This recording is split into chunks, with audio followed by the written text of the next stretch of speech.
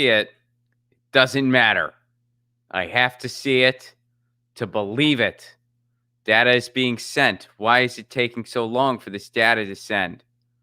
What you doing? How you gonna act? Huh?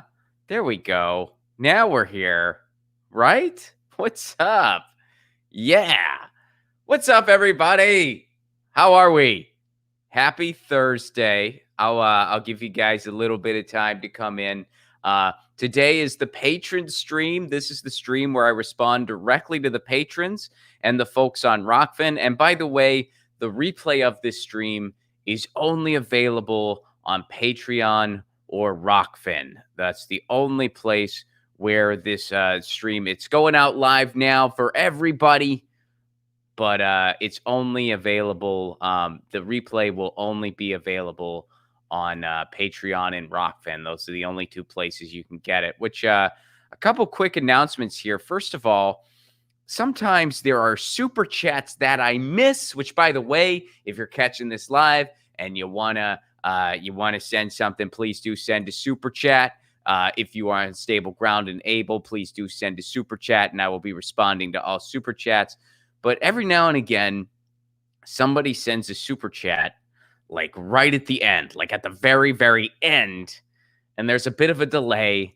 So I will actually have already ended the stream before I see their super chat. That happens occasionally, and I have two of those to go through. So I don't remember where these are from.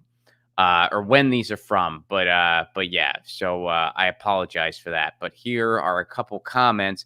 This is from Cindy up in Canada. Hi, Cindy. I hope you're well. And Cindy says, meet some survivalist type people that can teach you how to live. When they start rounding up the militant left, you'll have to run. Okay. Thanks for that. Thanks, Cindy. I'll tell you what. I'll come hang out with you in Canada. What part of Canada are you in? Are you in Vancouver? I love Vancouver. One of my favorite cities in the world. So thank you for that.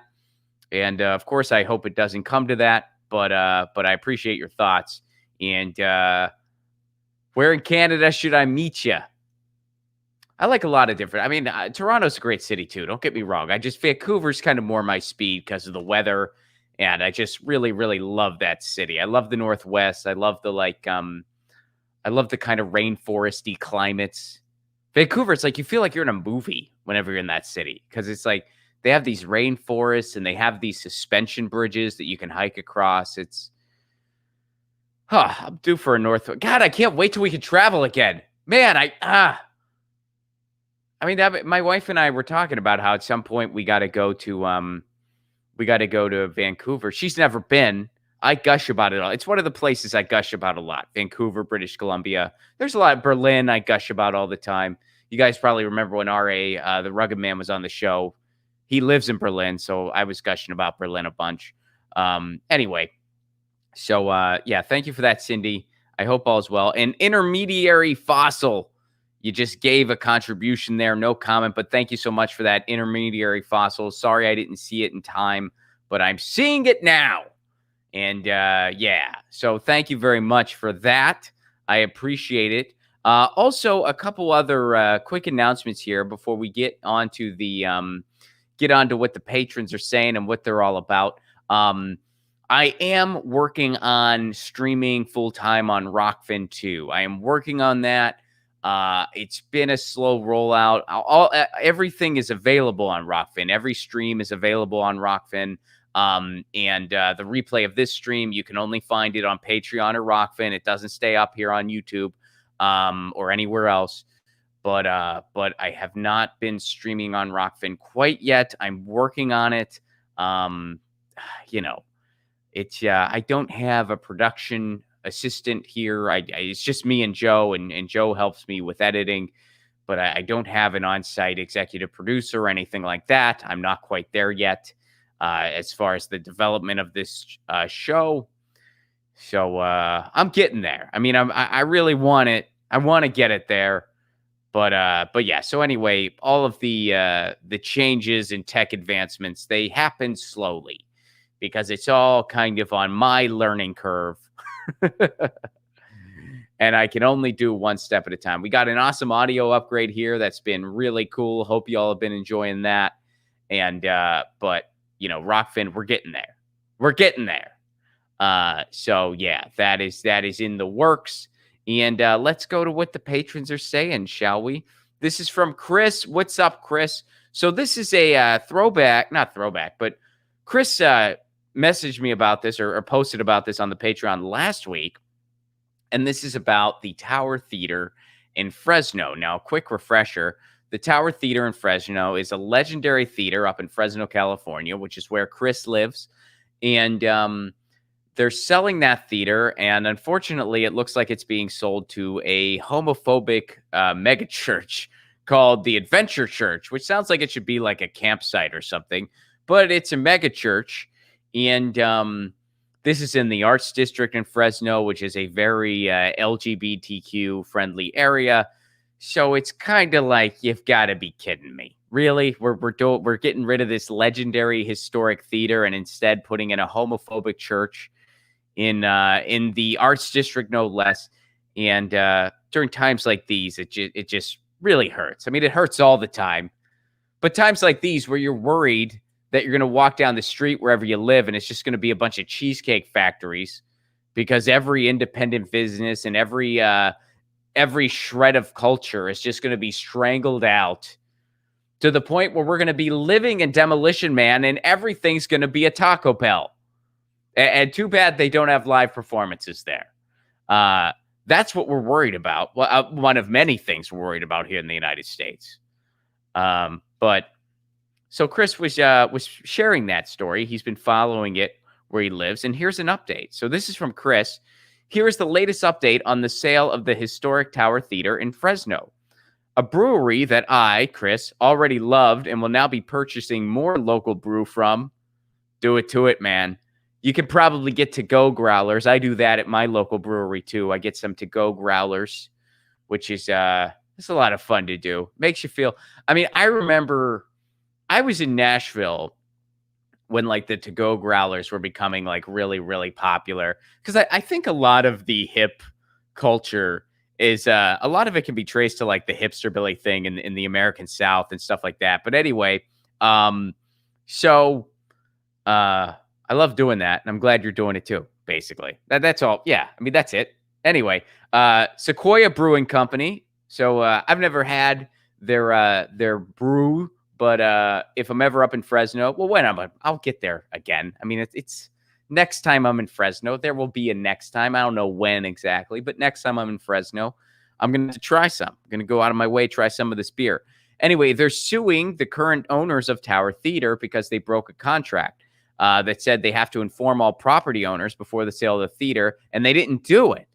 Now, the church, says Chris, has already been fined multiple times for having concerts and services without masks. Of course they did. Something is real shady, says Chris, about a church that insists to take a property worth millions of dollars in a district that has many bars, a few of those being gay, as well as great food and art. The church has already been offered free space somewhere else in town, but they continue to choose to die on this hill. Will be interesting to see where this all goes. Yeah, there's a lot of things shady about mega churches. There's a lot of shady things. And here's the article that Chris shares here. The Sequoia Brewing Company takes legal action in Tower Theater property sale. So basically all the businesses, they have right of first refusal to purchase the building. And apparently those proper steps were not followed. So they're saying, hey, you can't do this. And obviously, I'd like to see the church leave the community. And it's funny. We were talking last time about how none of us know anybody who actually goes to I mean, the mega churches are huge. And by the way, since we're doing a follow-up on this story, I realized after last week's patron stream that I was wrong when I said that I don't know anybody who goes to mega churches. That's actually, I think, I'm not positive, but I think that's incorrect. So first of all, I can tell you this.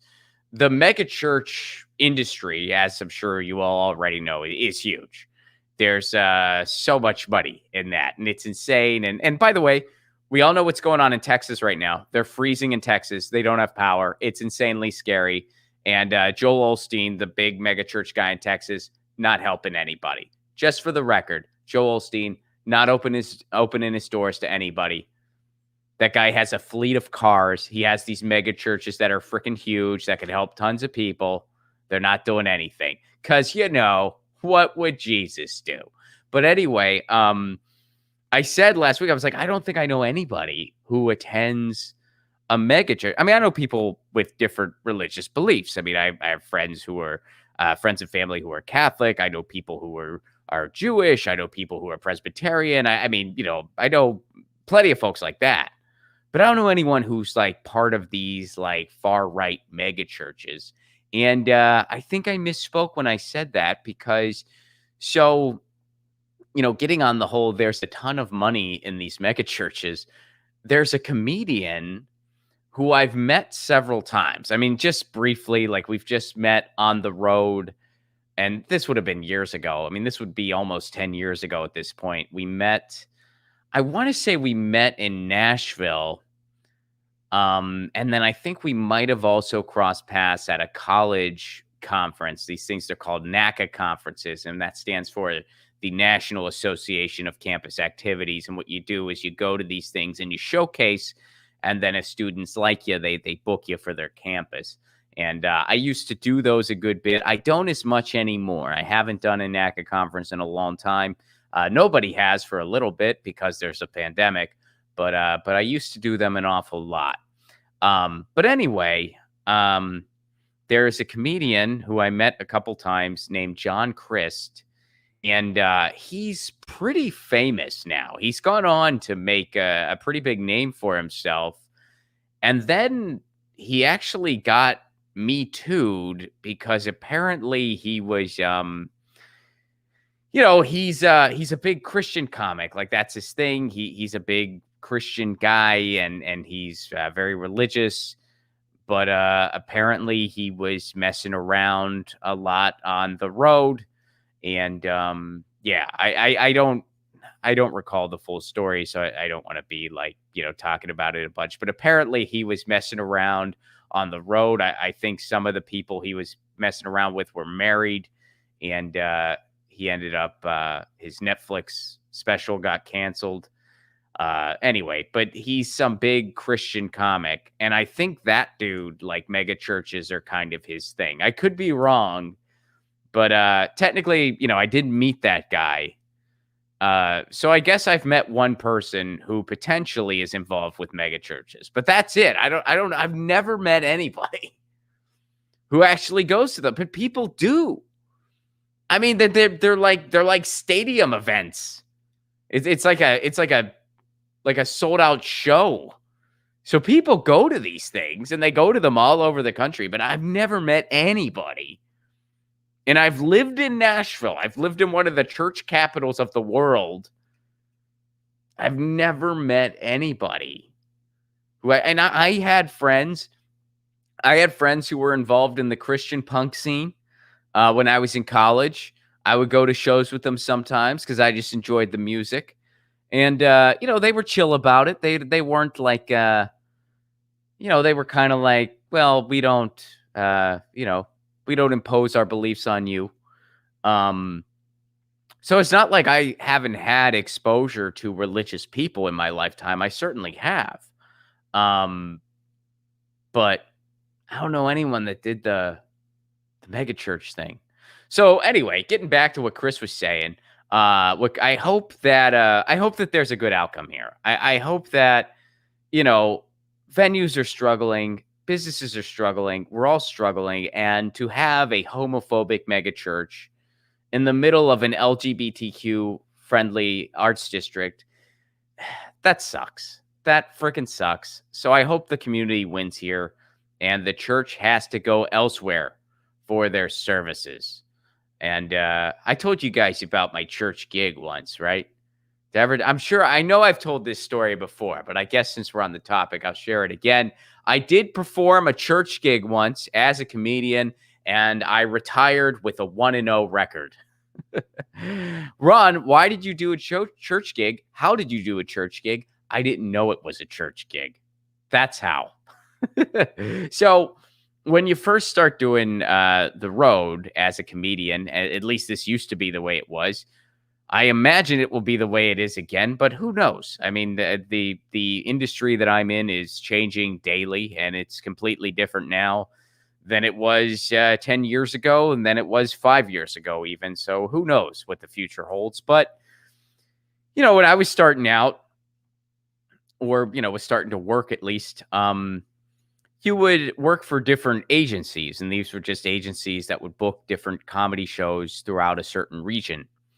And they would give you an itinerary, and it would just kind of have where you were supposed to be. So it would say Friday night, and then it would have the venue address and your hotel information and the phone number to call, whatever. And you would just plug it into your Google Maps, and you would go on your way. And so I get this itinerary from this guy, and this is out in Pennsylvania. This is when I lived in Pittsburgh. It was 2 nights. And it just kind of had addresses of different venues. So I didn't know, the details really. So I go to the first night, and it's just at this bar, basically, this like bar, restaurant, event space place, and have a fun show. It's a good time. The second show is not super far from the first. It's about a 2-hour drive. So, I get up, have some breakfast, start the drive, because there's not, this is kind of just rural Pennsylvania. There's not really a ton to do or see. So I just I'll start the drive, see if I can check in early, get a nice lunch, take a nap, do the gig. During these days, I usually travel with my own food because I was so broke. I couldn't really afford to eat out all the time. But anyway, so I get to the second show, and I get to the hotel. Now, here's how OG this booking agency was. The guy calls me on my hotel room phone. And now this was in 2012. It's not like this was, it's not like this was like the 90s. I'm not, this was 2012. So I get a call on my hotel room phone, and I'm like, what the hell? I didn't know hotel rooms still had phones. So I pick it up, and I'm like, hello? And it's the guy, it's the agent. And he goes, hey, I heard last night was good. You got a good report. I'm like, oh, that's great, man. I had a good time. What's up? And he goes, well, are you all settled in the hotel room?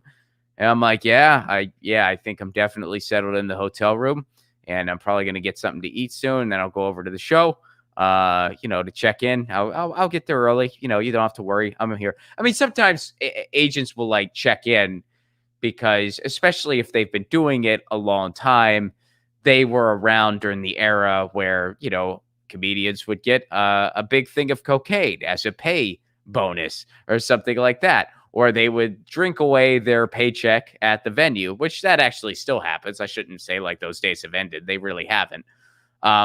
So they want to make sure that you got to the second night. They want to make sure you're not hammered in a gutter somewhere. So he was making sure that I basically got myself to the next gig, which I did. And I'm like, yeah, man, I'm good to go. I'm here. And he goes, oh, okay. And he goes, yeah, it's a church gig, right? And I say, no. No, I did not know that. I did not know it's a church gig. I wish you would have told me that. And he goes, yeah, you're clean. Which at the time, I mean, I was. I mean, I'm still a pretty clean comic. I don't curse that much. But, and I said, yeah, man, I don't curse that much, but I mean, I have jokes about being an atheist in my act. There's a difference between clean and church clean. I think you know this.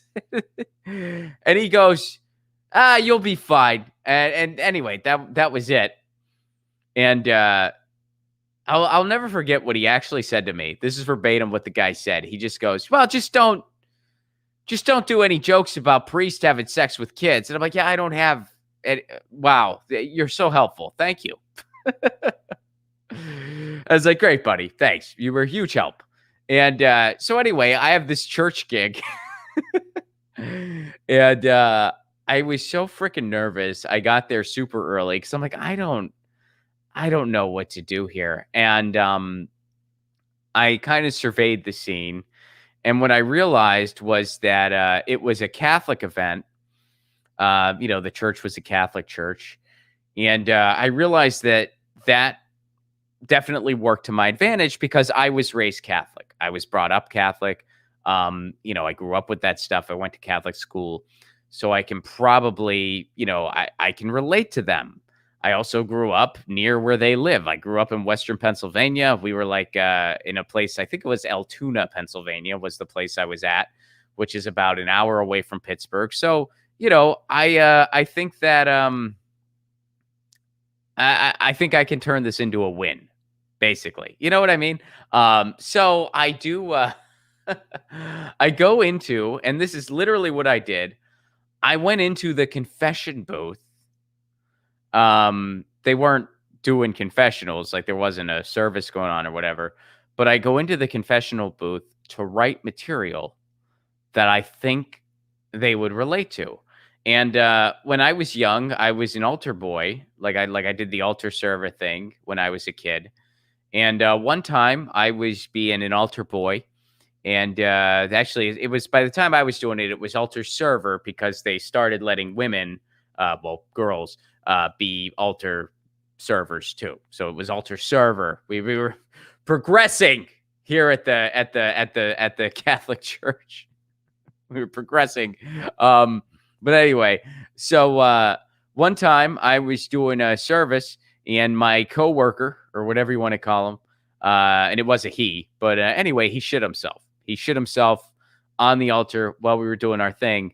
We were standing there, and sometimes like you stand there while they do like a ceremony with it's called the Eucharist, and that's like the communion where you go up and you eat Jesus's arm or whatever. I've forgotten a lot of this stuff as the years have gone by. People, I have not been to church voluntarily in over 2 decades.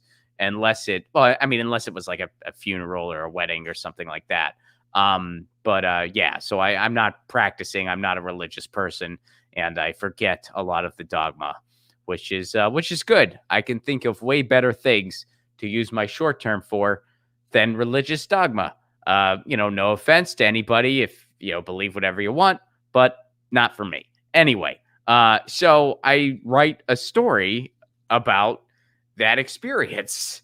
And I get up there, the show starts, and I get up there. And by the way, this place had a ton of booze. Like their fundraising event, there was booze everywhere. Like I've never seen so much booze at a party. I'm not even embellishing. So my opening line is I walk up there and I just go, well, this is the Catholic Church and not the Presbyterian Church down the street because of how much booze you people have. And the place just erupts in laughter. And then I just go, seriously, this is a church event. I graduated college about a year ago. I've never seen this much booze, and I used to go to parties every weekend, and I just riffed on that. And then they trusted me. So I did my act, and it went great. And I told that story about being an altar server. They thought it was hilarious, and I got through it. And it was really good. And then here's another thing that really worked to my advantage. I mean, I'll tell you what, folks, I'm not a religious guy, but maybe I need to change up because maybe there was a supreme being looking out for me this night. The headliner also had a good set, but he had to work a little bit harder than I did. Why did he have to work harder? Well, here's why. In between my set and the headliner set, I was the opening act. I'm sure you guys probably figured that, but the pastor of their church came in. He wasn't there during my set, and he was a little bit of a stick in the mud. He was a nice guy. I mean, I said hello to him, whatever, and he said, "Hey, thanks for doing this," even though he didn't see my set, but he was like, "Hey, thanks for doing this." And I'm glad he didn't see my set. Why? Because again, he was a bit of a stick in the mud. I don't think he was having a bad time, but he wasn't really laughing that much. He was just kind of sitting there politely, smiling here and there during the headliner set. And why did that make the headliner work harder? Well, it made the headliner work harder because a bunch of people were looking over at their pastor, because if the pastor laughs, they know it's okay to laugh. And if the pastor doesn't laugh, they might not laugh. That's how it goes. So fortunately for me, that dude wasn't there during my set. Now, if the pastor was a good laugher, I would have wished he would have been there. because I knew my stuff was funny, and that pastor would have been laughing. He would have fed the energy of the room, because they'd be like, "Oh, Pastor, whatever his name was, he's having a good old time. We should be having a good old time too." But because he was kind of stick in the mud, McGuiathan, excuse me, that was wrong. Father stick in the mud, McGuiathan. They were all looking at him, and they were still laughing because the headliner was doing a good job. But he had to dig a little deeper. Unfortunately for me, I didn't have that hurdle, because if I would have, I might not have retired with a 1-0 record. I really might not have. So fortunately for me, that happened. But anyway, getting back to the Fresno thing, Chris, thank you for sharing. I really hope the community wins in this one. I really do. So thank you for that. Jacob, what's up? And by the way, for anyone catching this live, if you want to submit a comment for me, please do a super chat. That keeps the show alive, keeps the show on the air, because this is the patron stream. It goes out live to everyone, but then the replay is only available on Patreon or on Rockfin. Jacob, what's up, buddy? Washington State Legislature moves to decriminalize possession of small amounts of all drugs. That's good. And invests into long-term addiction care. That's also good. This is just the first of many hurdles in my state on the road to decriminalization, but we are not alone. This is similar, says Jacob, to what Oregon just passed without the fine, but it won't go into effect until at least 2023. Okay, well, hey, this is definitely a shift in a positive direction. I know we still got a long way to go, but these are all good steps that you're talking about here. So I'm happy to hear that in Washington and in Oregon. You go on to say the drug war has been long fought, and there seems to be yet more progression into at least decriminalization, if not legalization. It's crazy how different the penalties are already between states. But will we see any migration of addicts and their families if they know they will live in a community that believes addiction is a disease and finally receive that long-term treatment and support that's so important? ? How will this affect the police brutality and targeting of people of color? Will it get better, or will they just find new crimes to fabricate? That's a good question. Anyways, keep up the great work. Thank you for that, Jacob. I appreciate that very much. And to answer your questions, I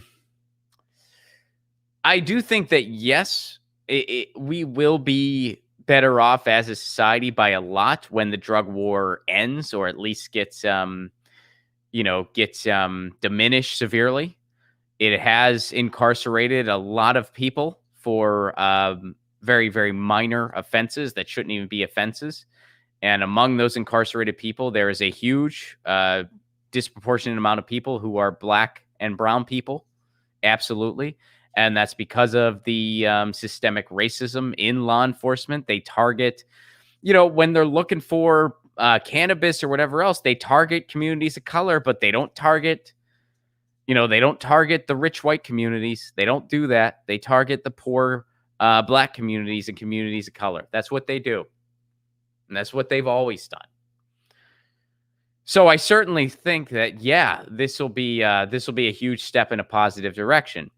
Will the police find other ways to fabricate crime and to brutalize communities, especially minority communities? Yeah, they will. Unfortunately, yes, they will. They will, of course, find other ways. It's not just the drug war that allows police to brutalize communities, especially minority communities and communities of color. It's certainly not just the drug war. But the drug war is a big piece. And taking out the drug war would be a huge step in a better direction. But, when it comes to what law enforcement does to communities, ending the drug war isn't enough. We need to completely defund the police. We need to abolish the police as we know it. And we need to reinvent how law enforcement works in our lives.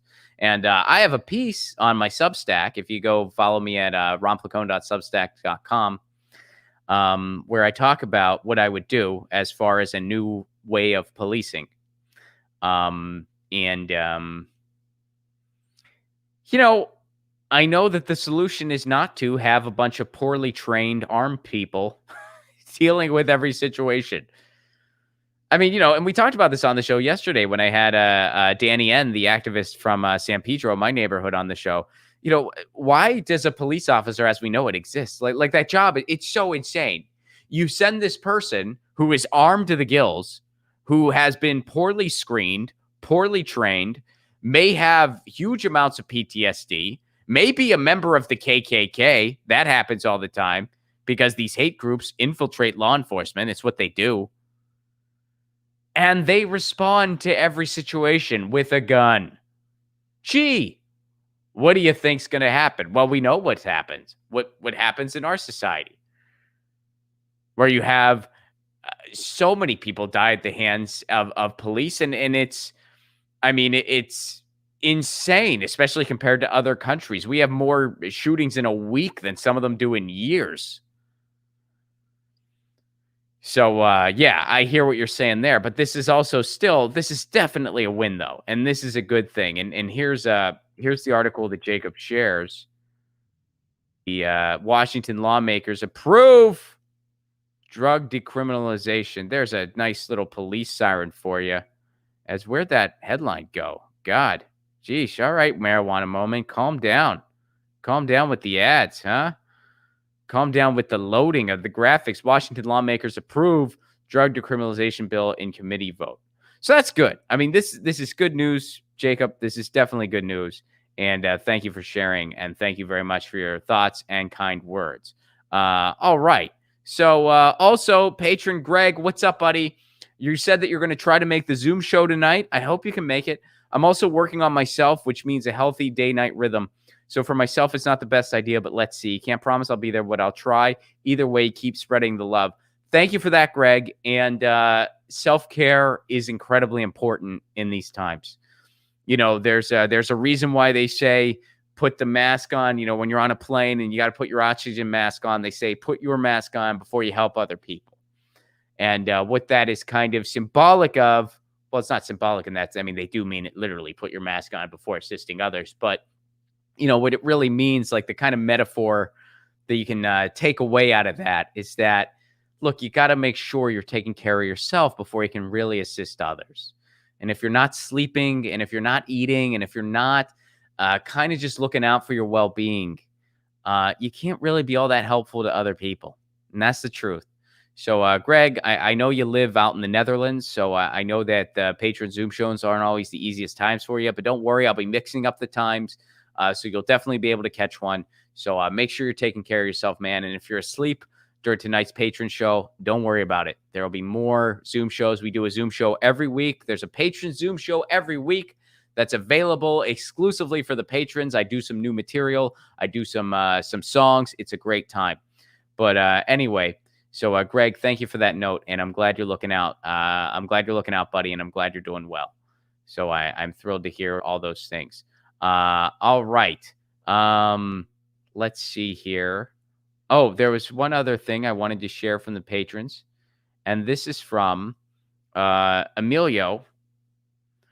And Emilio, I'm going to read what you wrote here. So you're in Mexico. Emilio's in northern Mexico. So here's what Emilio says. We're in northern Mexico, and we're hit by the polar storm, which is at Texas right now. Had long blackouts for a couple days because our power plants depends on Texas natural gas, and they cut us from the supply. Now I see that many Texans also do not have power because the infrastructure was not ready for such a harsh winter. Power companies knew it, but decided not to winterize because it's expensive. And then share an interview around the issue. Northern neighbors, and you say that I hope the best to our northern neighbors who deserve a state-run power company overseen by the public, not a money-pinching Ponzi monopoly. You're absolutely right, Emilio. And first of all, I wish you all the best, and I hope all is okay for you in Mexico. I know that y'all are going through a lot too. And, you know, I hope things get resolved soon in Mexico and in Texas. I know I have a lot of friends in Texas, and they're really struggling right now. And it's really dangerous. And what Emilio highlights is exactly what went down. See, in Texas, they privatized their power grid. And so it's owned by a private entity that instead of winterizing it, they decided to save money and not winterize it. So it crashed when the harsh winter weather came in. And that's what happened. Now, the right is trying to blame renewable energy, which is just a straight up lie, and they know it. It's laughable how they're trying to blame the Green New Deal, a policy that isn't even in place yet, a policy that we don't even have. They're trying to blame that. In reality, the culprit is capitalism, and the culprit is this monopoly power grid that Texas has. Privatization. That's the problem. And by the way, everyone out there on Twitter, the Stephen Kings of the world, who are mocking Texans who are food insecure right now, who don't have power, who are freezing, and you're mocking them because it's a red state. First of all, I can tell you something. Texas is a huge place. And to my knowledge, they have some of the most DSA chapters sprouting up out of anywhere in the country. I'm pretty certain of that. Or at least at one point they did. Maybe they don't currently, but at one point Texas had more DSA chapters sprouting up than anywhere else.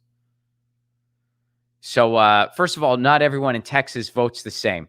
Okay? So if you're going to wag your finger at Texans who are suffering right now, that's a really shitty thing to do on many levels. Second of all, guess what? This type of privatization stuff, it happens in red states and in blue states. This same thing. This is why Flint, Michigan's going through what they're going through, because they privatized the water supply. Same thing happened in New Jersey. Same thing happened in Pennsylvania. This kind of stuff happens in red states and in blue states. It's not a red-blue thing. It's a capitalism is killing us all thing. That's what it is.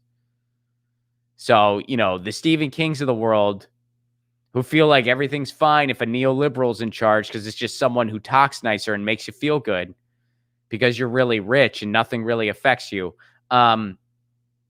Just stay off of Twitter.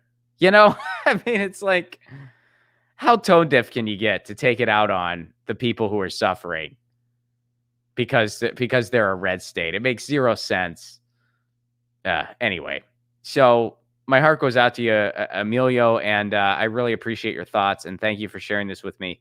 And I hope all is going well for you, and that this gets resolved really soon. It is so crazy what's happening. I mean, it's crazy to watch this. You watch this stuff and you just think, how can anyone not acknowledge that we're a failed state at this point? How can you not? It's so abundantly clear that we are a failed state. We are a complete failed state. Anyway. So yeah, there you go. That's why sometimes over on the Patreon, I just share coastline views and stuff like that to make everyone feel good, or at least feel a little better, I hope. Let's see here. So let me go to the super chats. Christopher Walker, what's up, buddy? Good to hear from you again. Check out Five Iron Frenzy. Great band. I used to listen to them all the time. Check out Five Iron Frenzy for all you ska lovers. They have been around since 95 and thankfully came out of retirement. Oh, I didn't know that. That's awesome. That's really cool. And thankfully came out of retirement and are still making music. Respect them because they are Christian, but towards secular. Yeah, I used to I used to like a lot of those bands when I was younger. I mean, a lot of that whole kind of scene, which there were Five Iron Frenzy was a band, the Insiders were a band, Anberlin was one of those bands. And some of them were more. MXPX, of course, was probably the most famous out of all those bands. And I liked a lot of that music. And a lot of them, a lot of people who were not Christians, myself being one of them, still listened to the music because it was like, well, we enjoy the music and they're cool. And it's not like they're, they're beating us over the head with it.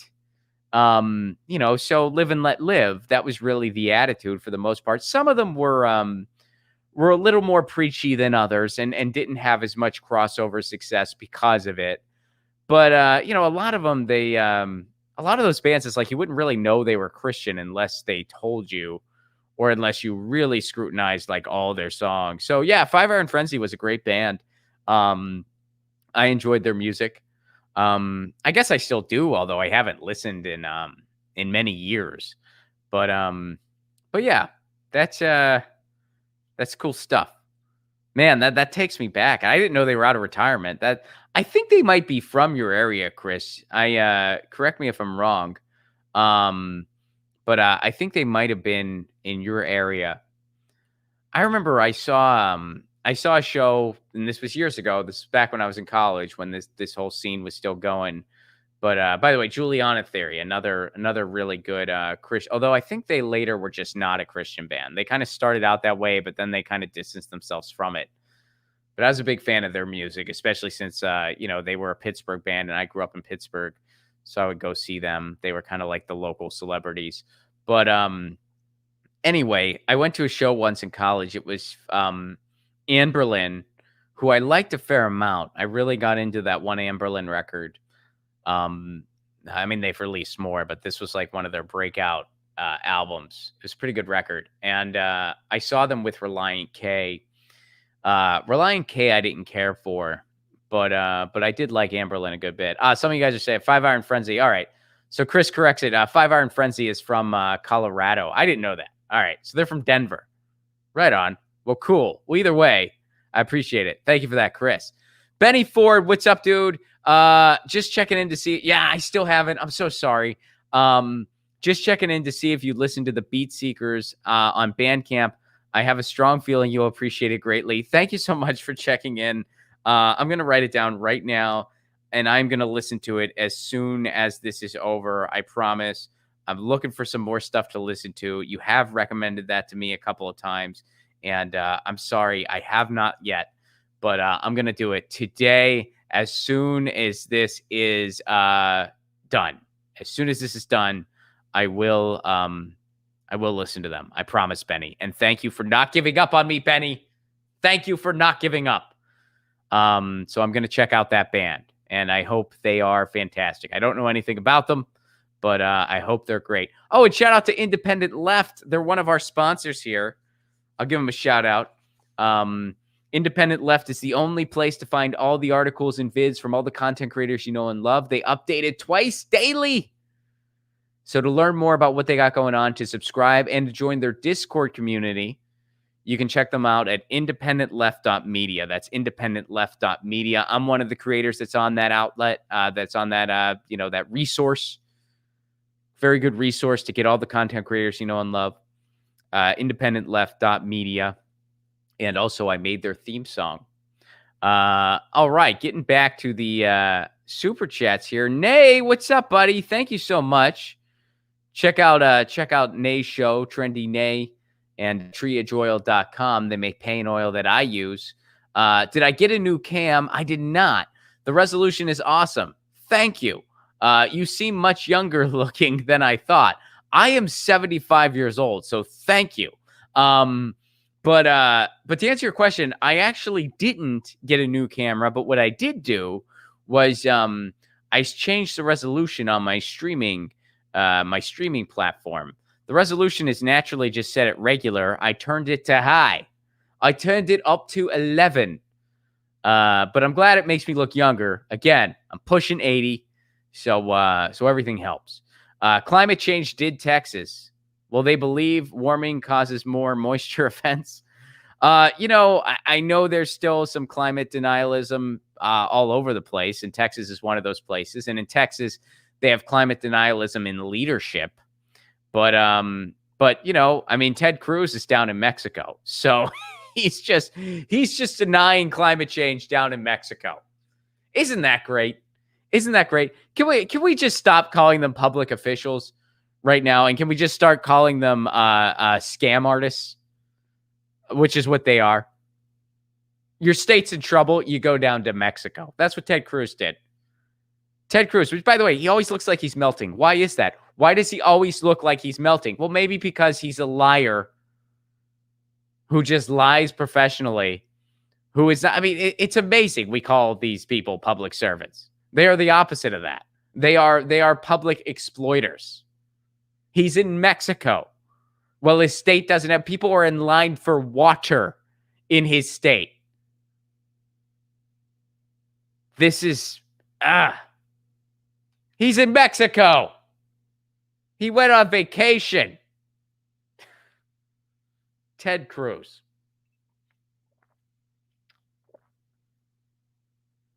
And how sad is Beto O'Rourke? So uninspiring. He couldn't beat that guy. I mean, I feel like someone's got to be able to take out Ted Cruz now. Got to be able to beat Ted Cruz. Somebody, if they can just find someone who's like remotely inspiring, they should be able to beat Ted Cruz after this stunt. Ted Cruz should be vulnerable, but I doubt it. I mean, I'm not going to get my hopes up. I mean, when it comes to electoralism, I don't get my hopes up at all. I have zero hope in electoralism. So, yeah. Guess we'll see there. But Ted Cruz, so I don't know. I have a feeling he'll just deny climate change when he's on vacation in Mexico. Good old Ted. That's fantastic. Which, by the way, folks, I mentioned that I did Independent Left's theme song. Do you want a theme song of your own? Well, here's how you get one. Patreon.com/Ron Placone. My Patreon, which, by the way, this is the Patreon stream. The replay of the stream is only going to be available on Patreon and on Rockfin. But the way my Patreon works, it is one tier. It is give what you can. It's not, there's no tiers on my Patreon. It's give what you can. I know times are tough. And if you're not on stable ground financially, don't worry about it. Do not worry about it. I know sometimes y'all email me. You're like, Ron, I wish I could, but I'm not. I'm like, don't worry about it. There are, first of all this content is always available free to everybody. And, if you want to help out this show, but you're not on stable ground financially, there are tons of things you can do that still help a lot. Like these videos, share these videos, post them on your social media. That helps a lot. Smash the like button. Smash the like button, folks. That helps a lot. You can watch the ads when clips are monetized, which right now we are monetized, but who knows? Every day is a new adventure. When clips are monetized, watch the ads all the way through in a separate video or a separate window. And don't do that for me. Don't just do that for me. Do that to all the content creators you know and love. It helps keep us on the air. It really does. So, but if you are on stable ground financially and you're interested, patreon.com/Ron Placone for a give what you can level. So whatever you're comfortable with, even $1 a month goes a long way. You get the replay of this stream and every patron stream. We do a patron stream every week. I do a patron Zoom show every week. That's a Zoom show just for the patrons. And I will make you your own theme song. You got to ask, but just message me. Say what you want in your theme song. I've written theme songs for couples. I've written love songs for people who are in love, which I love doing that. I've written theme songs for other people's podcasts and their shows. So if you got your own show, you want a theme song, I'll give you a Get Your News On with Ron style theme song. I've written theme songs for just people who want a theme song about what they do and what they love. And, all kinds of stuff. Some people I've written theme songs about their jobs. It's great. So if that is of interest to you, patreon.com/Ron Placone. Give what you can level. Also, one last announcement here before we dismount. February 26th. And I'll go ahead and I'll put the link in here right now because it's just my website on the front page of my website. February 26th, I am doing a Zoom show with Flappers Comedy Club. It's at the comedy club, but it's virtual. It's a Zoom show with Flappers Comedy Club. Lauren Ashcraft is going to be on that show as well. You probably remember Lauren from this show, and also she ran for Congress out in New York. She's also a comedian. She's going to be on that show. So it's going to be a really fun show, a nice, fun stand-up show, virtual stand-up. It starts at 10 p.m. Eastern, 7 p.m. Pacific time, and you can get tickets at ronplacone.com. You can just go to my website. The link's right there, and you can get tickets for that show on February 26th. If you don't have plans on February 26th, you do now. Come check out Lauren Ashcraft and myself at Flappers Comedy Club, virtual Flappers Comedy Club. Yeah, it's going to be a fun time. Jacob, what's up, buddy? Thanks for the awesome theme song, Ron. My lady and I loved it, and we're now engaged. Oh, that's awesome, dude. Much love to you, brother. That is so cool. Jacob, I'm thrilled to hear that. And if the theme song helped in that engagement endeavor, that makes me feel amazing. I'm sure it did. I'm sure you didn't need a theme song, Jacob. But I'm glad that it made you feel good. I'm glad it made your Sigo feel good. And I'm glad you all are now engaged. I freaking love being married. I can tell you that, and everyone's congratulating you, which is awesome. Congratulations to Jacob. It's exciting, man. It's really exciting. I know a lot of people like they love, especially like sometimes in the comedy world, it's like marriage. Ugh. I freaking love being married. It's definitely one of the coolest things I've ever done. When I think about decisions I've made in my life, there's a lot of bad ones that I've made. Um, I mean, we've all made some bad decisions, a lot of things that I'm not proud of, but some things that I am. And when I think about, just amazing things that have happened in my life, I'm reminded of them every morning because I wake up next to my wife, and I wake up next to Lucy, which, I still remember the day that Lucy ran into my house so many years ago. And I, of course, remember the day that I met my wife. And it's a wonderful thing, man. So congratulations to you. And I wish you all the best. And I'm glad that theme song came in handy. You guys know me. I only stan, STAN. And I got to get rid of these things because I'm playing with them, and it's unprofessional and distracting. But these are like the little, you tie the cables with them, and I play with them because I'm still perpetually 10 years old. I got to get rid of these. Maybe Lucy will like to play with them for a little bit. I don't want her to. These aren't good cat toys, so I'm gonna throw them away. Yeah. So anyway, I stand for two things. These cable tie thingies. No, I'm just kidding. I stand for two things: love and a general strike. Those are the two things I stand, STAN, for. Love's the only thing I believe in. I think it's the only thing you can believe in. And general strike, because it needs to happen. And I by the way, side note on that, I appreciate some of the emails y'all have sent me on that. But here's the thing. If orchestrating a general strike was as simple as just reading a book and then tweeting, we'd have it by now. Okay. I mean, I love, I've gotten some emails from people. Not all, I mean, a lot of them are just great book recommendations and stuff like that. But some of you have been emailing me that like, oh, Rod, I know how to do it. I know how to do it. This is all we need to do. And look, if you know how to do it, you're really wasting your time emailing me. If you know how to make a general strike happen right now in the United States, you're wasting your time emailing the comedian on YouTube who talks to a black cat. All right. You really got to connect with some more powerful, influential people to make this thing happen. At the end of the day, though, folks, it takes a little bit more than just reading books that were written whenever. I'm not saying theory's not a great thing. It is. I try to be reading a book all the time, but I've read a lot of books about how revolution works. That doesn't mean I can just go out and do a revolution right now. There's a lot of factors involved, like what's going on in society, like the time and place, like the conditions that people are facing. And guess what? The conditions that people are facing right now are set up so that a strike is a very, very difficult thing, next to impossible. That's by design. We have a work culture set up so that so many people who are essential workers are one or two paychecks away from going under. So they can't even fathom striking. So for a general strike to work, it's going to need extensive amount of mutual aid. It's going to need extensive amounts of cooperation between neighborhoods and the working class and everybody in between. So, I appreciate. I mean, there is a way. It's not an impossibility. Don't get me wrong. I'm not saying it's impossible. It's not. But if you've read a book, that's fantastic.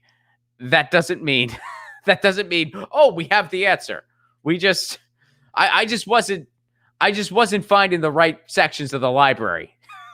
The answer's right there. It's a little more complicated than that. A little bit more. So, but we got to keep trying to find the answer. Don't get me wrong. And I appreciate it's just I got these emails where it's like, oh, Ron, no, we can. I know how to do it.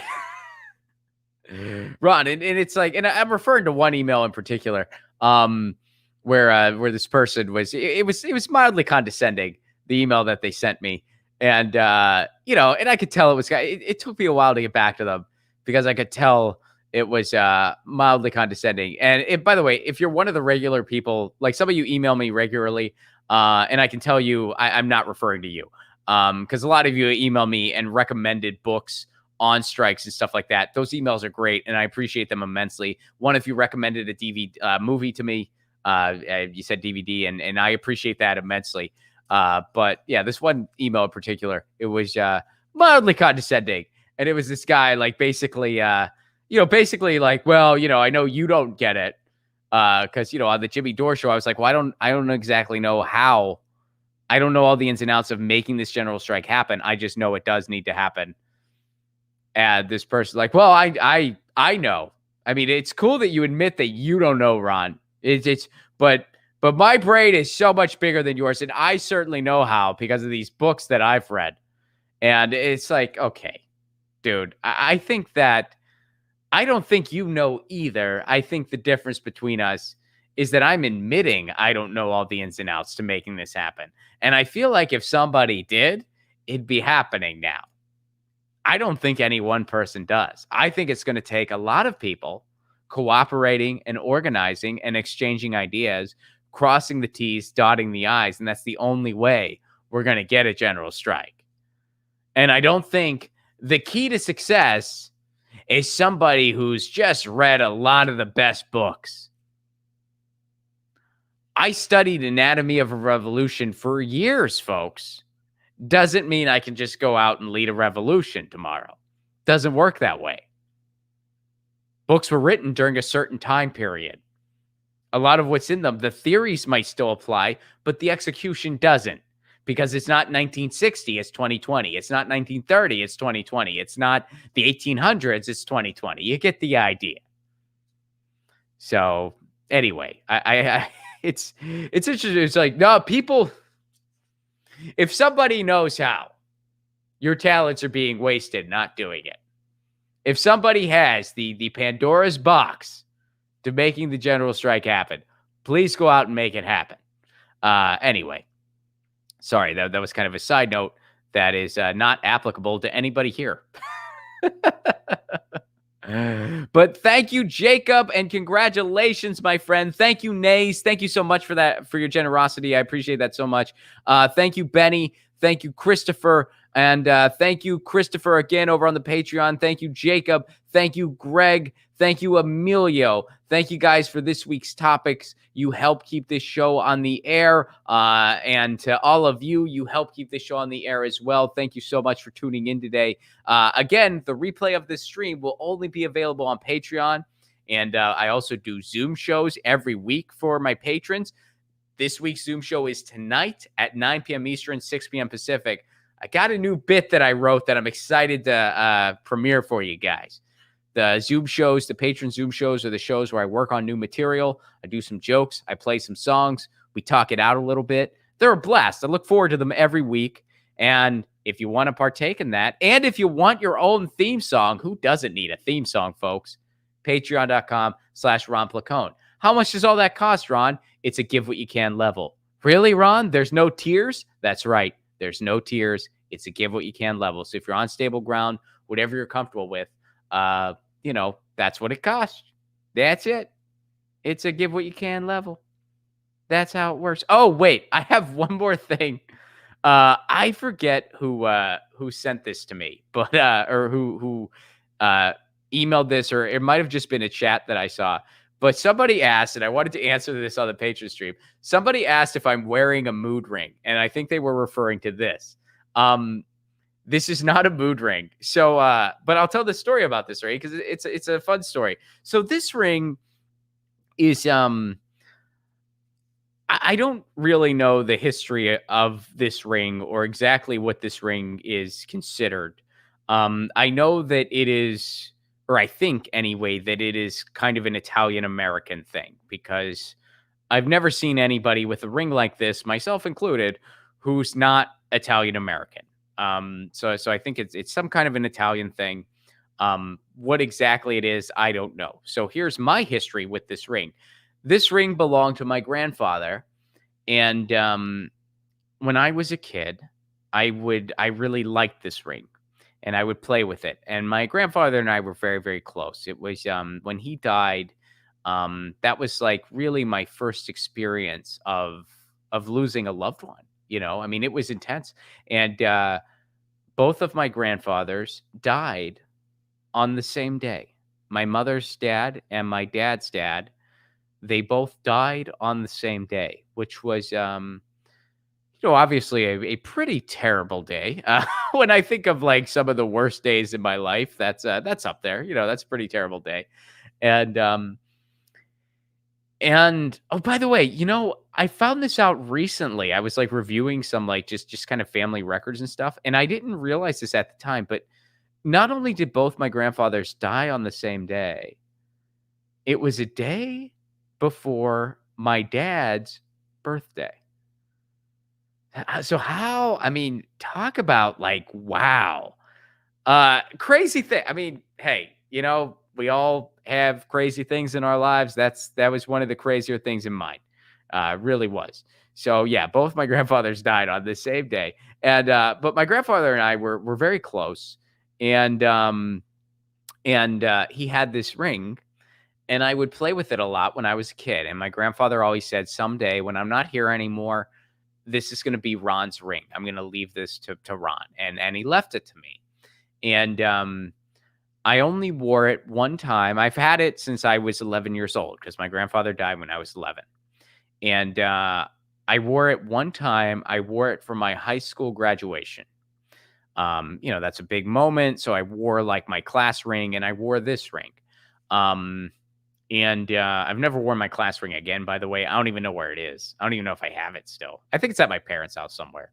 Yeah, it's not important. But anyway, and at the time, my fingers were not big enough. So I had one of those like garter things that you can put, like one of those ring stopper things that you put like across a ring.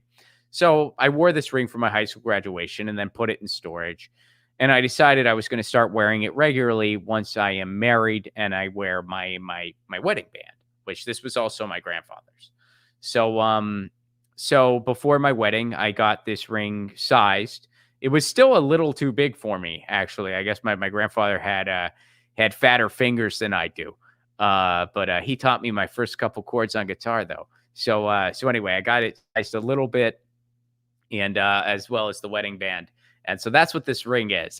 I don't know exactly. Like, I think it's an Italian thing of sorts because I've never seen, like, I think if you watch like something like Sopranos or something, you'll see rings like this on some of the characters. So I think it's an Italian American thing of sorts. I don't know the exact tradition or whatever, or where it comes from. But for me, it's like, this was my grandfather's ring, and he passed it down to me, and I wear it. My grandfather was an amazing human being. I wish I could have, I wish I could have had him for longer in my life. But I'm glad that I have the memories that I do have. I mean, I still have a lot of vivid memories of him. He would take me to this place called Speedy Mart. It was just kind of like a corner store or whatever. And he would let me buy a comic book, and he would give me quarters for it. He always had like back then comics were $1.50. Or wait, no, they were a nickel. I'm 80 years old. But anyway, like he would give me the money for the comic book. I'd buy the comic book, and then I'd go in his backyard and I'd read the comic book. And then when I was done, we would like do something else together, and then we'd have dinner. And I have a lot of great memories with him. And and I'm also very lucky. My grandmother, I had for a very long time. We lost her recently, and she made it to 101 years old. So it's pretty awesome. And my other grandmother is still with us. My mom's mom is still alive. So I still have one of my grandmothers. So I'm a very lucky guy in that regard. I'm incredibly fortunate. But yeah, anyway, so that's the story behind this ring. It's not a mood ring. It does kind of look like one. But anyway, I got a big kick out of that when somebody asked that. So so it's not a ring, not a mood ring, excuse me. But yeah, this is the ring that it is. Um what's up, Nay? You say some other stuff here. Let me get to it. I gotta scroll because YouTube's doing that thing where it cuts stuff off. Ron, my grandfather used to spin his ring for me like a top. I think I have that ring still. That's awesome. That's so cool, man. That's awesome. Yeah, those are special things.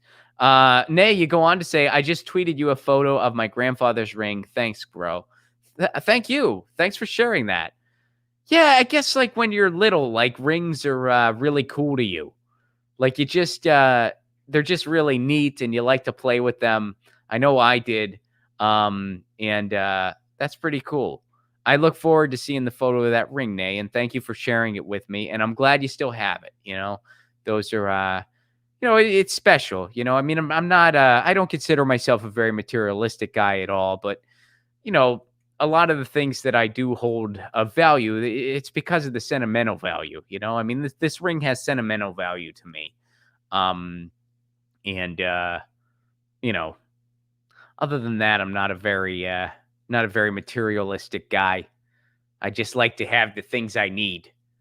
Basically, equipment to do this show, a laptop, a guitar, and other random accessories, and I guess a sleeping bag. Really, I used to be one of those people. I kind of subscribed to the book of Todd Snyder in the sense that I was a firm believer in always being able to get up and go in 15 minutes. That was my thing. Which, by the way, smash this like button, folks. We're 2 likes away from 100. Help us get there. Help us get to 100 likes. We're almost there. Smash it up. Hit that like button. Hit that like button. Hit that like button like you're Ted Cruz trying to book a flight out of the country when something goes wrong in your state. But yeah. But I used to subscribe to the school of Todd Snyder. We got there. Thank you, guys. Thank you. You guys rule. I used to subscribe to the book of Todd Snyder of always be ready to go in 15 minutes. And I used to do that. I was always able to just pack up and go somewhere else permanently in 15 minutes. I just had a few things, a guitar, some records, a laptop, my cat, out of there. But I don't do that anymore. I'm not, I'm a little more, I'm married and I can't I can't follow that Todd Snyder rule. I don't think it's a bad rule. It's not a rule I follow anymore. I followed it for a lot of years, folks. And in many ways, it served me well. I was a vagabond for a long time. I lived out of my car for a while. And those days were interesting. They were, in some ways, a very special time in my life. In other ways, I would never go back to it. I would never want to go back to it in a million years. But yeah. So again, thank you, Nay. Thank you, Jacob. Thank you, Nay. Thank you, Benny. Thank you, Christopher. And over on the Patreon, thank you, Chris. Thank you, Jacob. Thank you, Chris again. Thank you, Greg. Oh man. Oh, Chris, you shared something else. Oh, we gotta do this next week. Yeah, we got to do this next week, and I'm gonna make sure I remember. This is gonna be for next week. So there's apparently something for Joe Hill in my community, San Pedro, which admittedly I had heard about this, but I never looked into it further. So I'm so stoked you shared this with me. And next patron stream, we're gonna go through it, and yeah, because I'm real excited about this. I'm sorry, I just kind of like spaced it in real time. But yeah, next patron stream, we're going through this. So yeah, we're doing the San Pedro story next patron stream. You guys know I live in San Pedro here in California. David, this is actually a great question that I want to answer. When can we expect the Romplacone protest album? So I have announced this before. I'll announce it again, and then I'm going to announce it like publicly. I mean, technically this is publicly now, but it's the patron stream.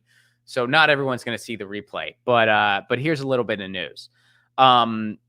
I was supposed to make a stand-up album in 2020. For obvious reasons, that album never got made. I am now I don't know when I'm gonna. I mean, I don't know when touring. Once touring is back, I will be back at it, but I don't know when that's gonna be. None of us really do. Hopefully, it's gonna be fall, but who knows? And so that being said, I'm not able to make a stand-up album anytime soon, and it hurts my heart, and I really want to make one. But what I am gonna do is I plan to make an album of the songs that I've been doing. A lot of you guys have been requesting, "Hey, Ron, these protest songs that you do, where can we kind of get them?" And we have a couple videos out. There's a music video for Eve of Destruction. There's a live music video for Love Me, I'm a Liberal. A lot of the other songs I do, Ain't Been Doing Nothing If You Ain't Been Called a Red. There's no footage of that available yet. But what I'm going to do is I'm going to make an album of all the protest songs that I've been remaking. Ain't Been Doing Nothing If You Ain't Been Called a Red. I might remake Love Me, I'm a Liberal because I added a couple words to it. Eve of Destruction, I'm going to record it, like properly record it. I mean, I'm doing it all myself, but I'm doing it as high tech and elaborate as I can. I'm gonna do What Did You Learn in School Today, the Pete Seeger tune, and a couple of y'all have requested a few other ones. So I'm gonna be making an album of those songs, and I'm also gonna include some original songs that are songs that I wrote many, many years ago when I was still doing music more seriously. I've kind of taken a few of those out and relearned them. So there's even going to be a few original songs that are old, and there's even going to be an original song that is newer that I've written recently. So I'm going to do that, and I'm going to release it on Bandcamp. And I might even have a thing where there's going to be a limited edition vinyl run. I'm not promising that, but I'm going to work on it. I'm going to see if it's a possibility. And what I'm going to do, because I don't feel right actually making money off of off of other people's original songs. I mean, even though these are rewrites that I've rewritten, I still don't want to make money off of just those songs. So what I'm going to do, the way Bandcamp works, if you want to stream it, you can do so for free. But if you want to download it, it'll cost a little bit. It'll be a small amount of money, but all the proceeds are going to Jail Guitar Doors, which is an organization that is overseen by Billy Bragg. Well, not overseen, but he's on the board. Billy Bragg is on the board in the UK, and Wayne Kramer is on the board here in the US. And what Jail Guitar Doors does is they provide musical instruments and opportunities to people in jail. And they do songwriting workshops. They do different rehabilitation programs. And they also donate resources to different bail funds and different social justice funds. So that's what Jail Guitar Doors does. And they're named after the Clash song. And I think they have some collaboration with the Strummer Foundation too. I'm not sure, but I'm gonna make that album before I don't know when exactly, but I'm gonna take some. I'm gonna make it before COVID is over, and I'm gonna release it on Bandcamp. And anybody who buys it, all the proceeds are gonna be donated to Guitar Jail Doors. So yeah. I'll be making a more formal announcement about that soon because I'm still working out the details, but that is something that I'm going to do. So, David, the short answer to your question that I gave you a very long answer for is this year. This year, that's going to happen because I can't make a stand-up album, but I can make an album of music. So I'm going to do it. And I probably never would have done that otherwise. So I guess that's one of the kind of micro ways of making lemonade out of lemons, so to speak, is to make an album that you can make, which is a music album. So I hope y'all enjoy that when it comes out. I'll be making more announcements about it in the future. And there you go. So thank you again. Thank you, David, for that question. Thank you to everybody for your super chats. Nays, David, Benny, Christopher, and over on the Patreon. Thank you, Christopher Walker. Thank you, Greg Tides. Thank you, Jacob Brinkley. Thank you, Chris Walker again. And thank you, Emilio. Thank you for the topics this week. And, the replay of this stream is only available on Patreon, which if you want to sign up, patreon.com/Ron Placone, you get the replay of this and all patron streams. It's also available on Rockfin, not just, but Patreon and Rockfin. You get the replay of this stream. You get a patron Zoom show once a week, and I'll make you your own theme song. And that's all for Give What You Can level, patreon.com/Ron Placone. And in the meantime, February 26th, mark your calendars, ronplacone.com for tickets. I'm doing a virtual show at Flappers Comedy Club. Lauren Ashcraft is going to be there as well. It's a stand-up show. You can get tickets over at ronplacone.com. It starts at 10 p.m. Eastern, 7 p.m. Pacific, and it's virtual at Flappers Virtual Comedy Club, so everybody can attend. All right. We'll be back on Monday, and in the meantime, where's Lucy? I feel like, man, you know what? I think she's in the bedroom. All right. So Lucy's got to make an appearance soon. It's been a while since Lucy's made a stream appearance. It's because the way my apartment is now, she kind of hangs out in a different area a lot of the time. She's not. Oh, wait. Actually, you know what? I misspoke. She's on her cat tree. All right. She is sleeping comfortably, but she's going to make an appearance anyway. All right. Talk amongst yourselves. I will be back momentarily.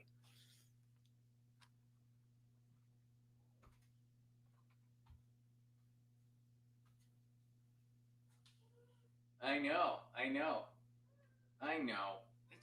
It's just for a minute. Somebody was napping, and she's like, I was napping. Lucy was napping, but let me get her above the chyron there. Say hello, Lucy. Meow. Welcome to my podcast. Meow, meow. I know. But that's Lucy. She doesn't make as many appearances these days. She's she had some issues with her contract. She's chilling in my lap now. God, I don't know how I would have handled this whole thing without her.